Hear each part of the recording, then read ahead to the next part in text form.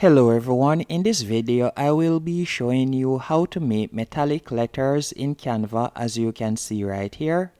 The first thing you want to do, once on Canva, you are going to go over to the left hand menu option and you are going to select elements. After selecting elements, in the search bar I want you to type in letters. You are going to type in letters. After typing in letters, you are going to scroll down and you are going to see frames, as you can see right here, and you will tap on see all. After tapping on see all, you are going to select the letters that spell the word that you want. For example, I'll simply put Eve.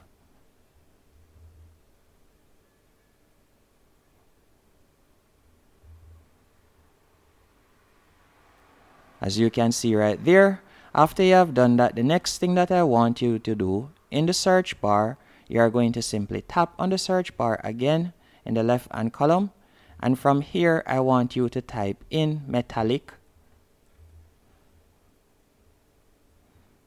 And by the way, you can get more specific, so you can type in different styles, for example metallic bronze or anything like that. After you're finished, you're going to see photos and you're going to tap on see all. After tapping on see all, you can see the different metallic options, so you can select the one that you want to use. For this example, I'll simply use this one right here. All you have to do is simply drag it. Then you're going to put it over the letter that you want to put it in. And you'll tap on this one and you'll simply put it over the letter that you want to put it in. Then I'll use this one, for example, on the last E, as you can see right here.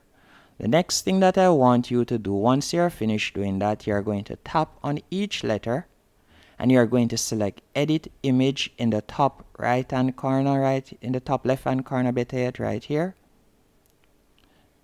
Then you're going to scroll down and I want you to increase the brightness. Let me do that again. Edit image, scroll down a bit, and right where you see brightness, you can increase that as it gives it a better finish, and you can do that with each letter to your liking.